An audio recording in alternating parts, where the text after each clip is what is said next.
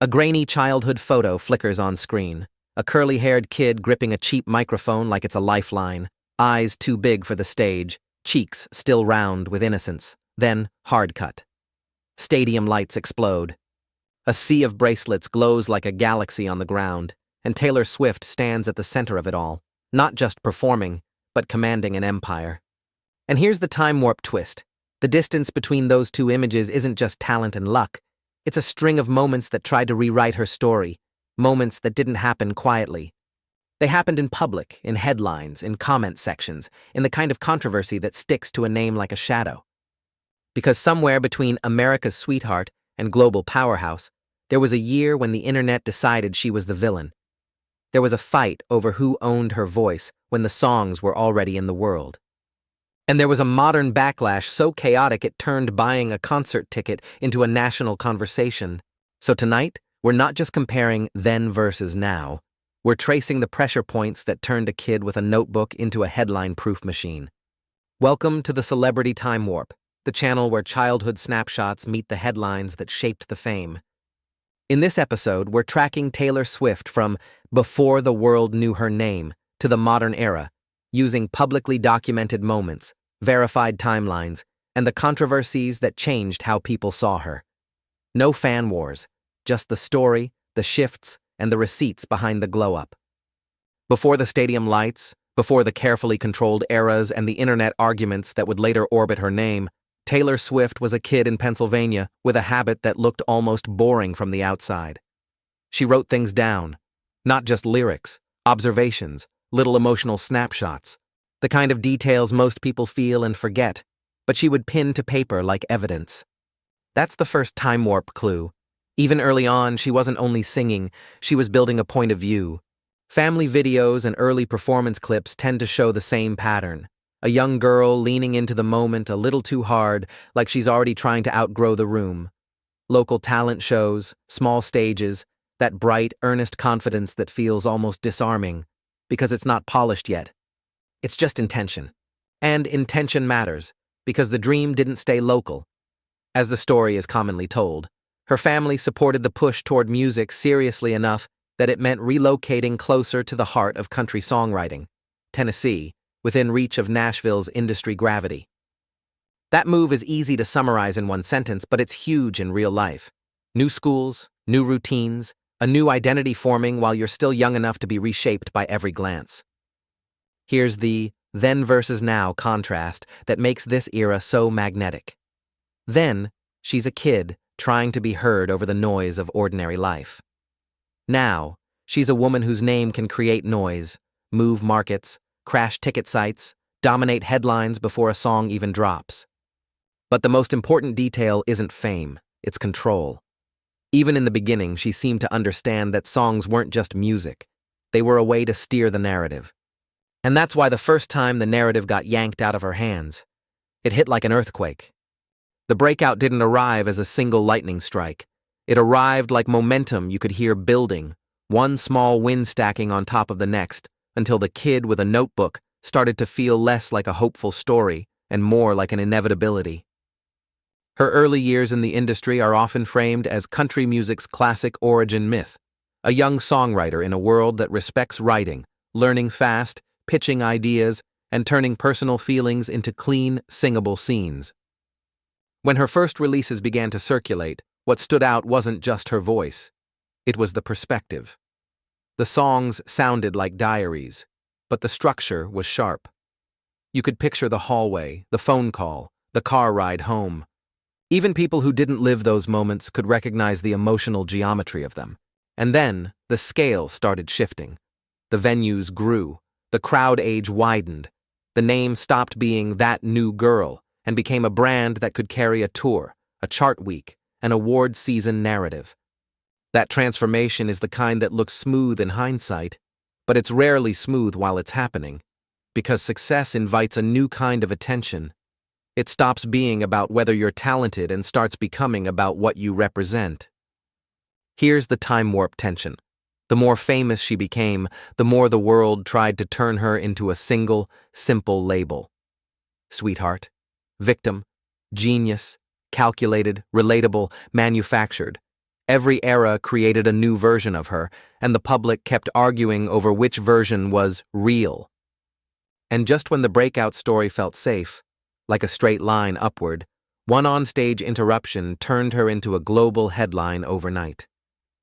It's hard to explain to anyone who didn't live through it in real time just how fast 2009 changed the temperature around her name. 1 minute, Taylor Swift was the young star riding a breakout wave, still framed as new, bright, almost harmless. The next, a single awards show moment became the kind of pop culture clip that gets replayed forever, turning her into a symbol instead of a person. That's the first time the public narrative grabbed the steering wheel. Because what happened wasn't only awkward or dramatic, it was memorable. And the internet loves what it can replay. Overnight, millions of people who had never listened closely to her music now had an opinion about her story. Some saw her as the kid who got interrupted. Others saw her as a headline magnet. The details mattered less than the fact that the moment became a shorthand for something bigger, fame as spectacle. Here's the time warp contrast. Then, she's standing still while the room argues around her. Now, she's the one who controls the room. Lighting cues, camera cuts, crowd timing, the entire emotional arc. And after that shockwave, the next era wasn't just about songs.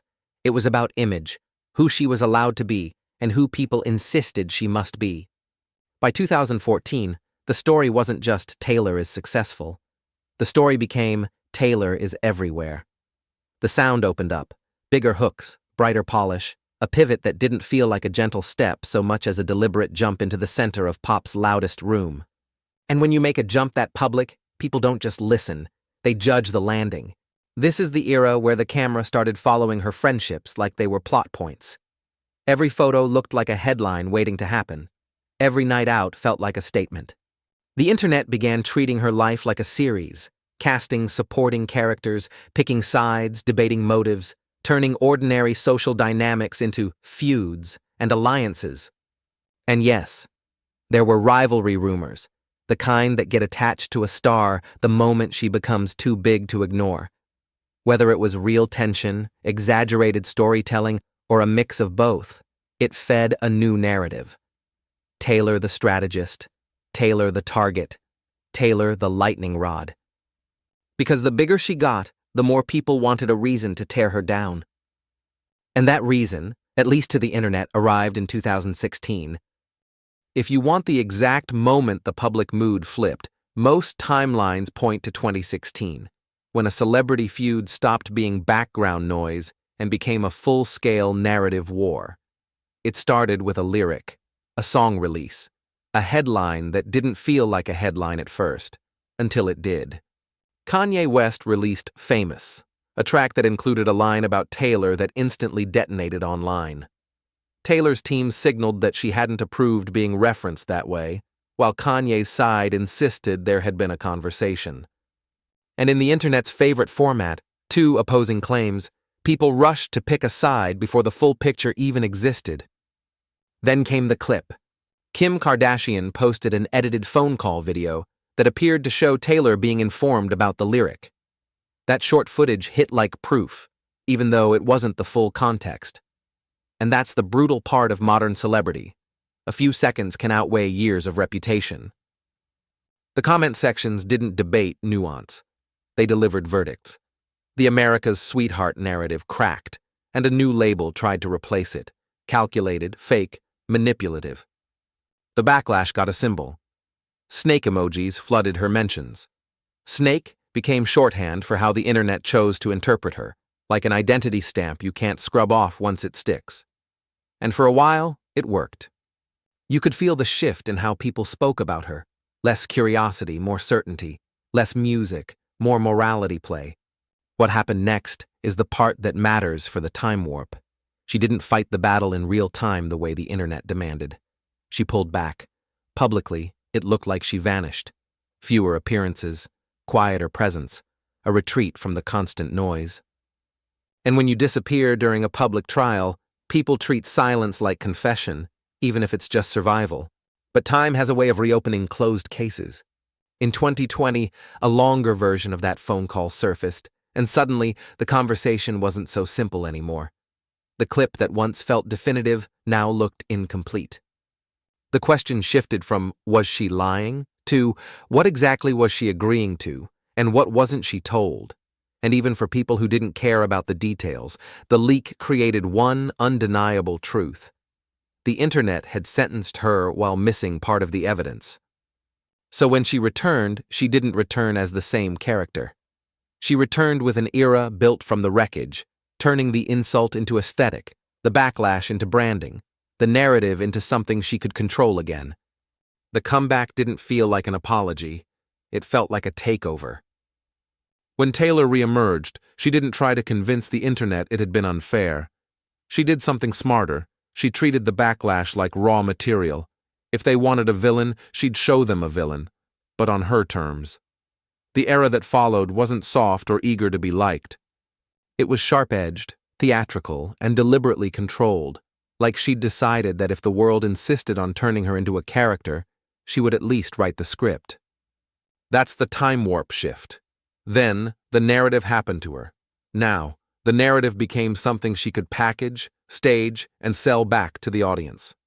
And underneath all the styling and symbolism was a quiet lesson the industry has always understood. You can survive a scandal if you can survive the story about the scandal.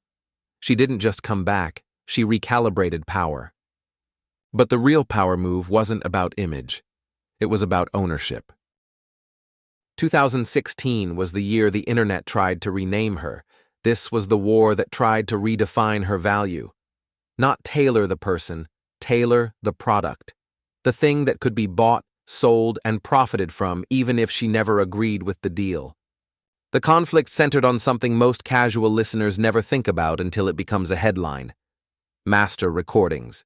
The original versions of the songs that make money forever. In 2019, the rights to her first 6 albums changed hands when Big Machine was acquired by Scooter Braun, meaning the masters, videos, and much of the early catalog moved with the sale. Taylor's response wasn't just emotional, it was strategic. She announced she would re-record the albums, not as remixes, not as inspired by, but as full replacements. That's how Taylor's version became more than a label. It became a weapon. If fans streamed the new recordings, the old ones lost power.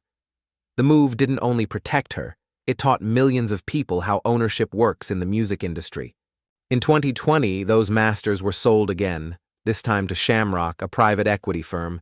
Yet the dispute didn't end, because she maintained that the terms still meant the same people could keep profiting from her work. Here's the time warp twist. The re-recordings, meant as a defensive move, became a cultural phenomenon. They didn't just replace old songs, they turned nostalgia into new releases, and turned a business fight into fan participation. And then, in 2025, the story reached the ending most artists never get. Taylor announced she had bought back the masters to her first 6 albums from Shamrock, along with videos, artwork, and more, saying, in her words, "All of the music I've ever made now belongs to me." That wasn't just a win. It was a warning shot to the industry. By the time the Eras Tour arrived, Taylor wasn't just a pop star, she was a moving economy. And that's exactly why the ticket rollout didn't feel like a normal sales day. It felt like a stress test. The entire live music system failed in public. Millions of fans flooded Ticketmaster's verified fan presale. Queues froze, accounts got kicked out, and the site buckled under the demand. Yet Ticketmaster still reported a record-setting single-day haul of over 2 million tickets sold. Then came the moment that turned frustration into a national story. Ticketmaster canceled the general public on sale, admitting there wasn't enough inventory left to meet the extraordinarily high demand. And suddenly, this wasn't just about Taylor. It was about monopolies, bots, fees, and whether fans were being squeezed by a system built to reward resellers. Lawmakers dragged the industry into hearings, using the Swift fiasco as Exhibit A. And when you reach Taylor's level of visibility, even travel becomes a headline. In recent years, she's been pulled into a recurring controversy about celebrity private jet use and environmental impact, sparked by public flight tracking data and reports estimating emissions tied to frequent short trips. Supporters argue that security and tour logistics at her scale are not comparable to normal travel, and that focusing on one individual can distract from bigger systemic polluters. Critics counter that symbols matter, and that the richest public figures shape norms whether they intend to or not. What makes this time warp relevant isn't the debate itself, it's the pattern. The bigger the star, the less room there is for ordinary human choices. Everything becomes a referendum.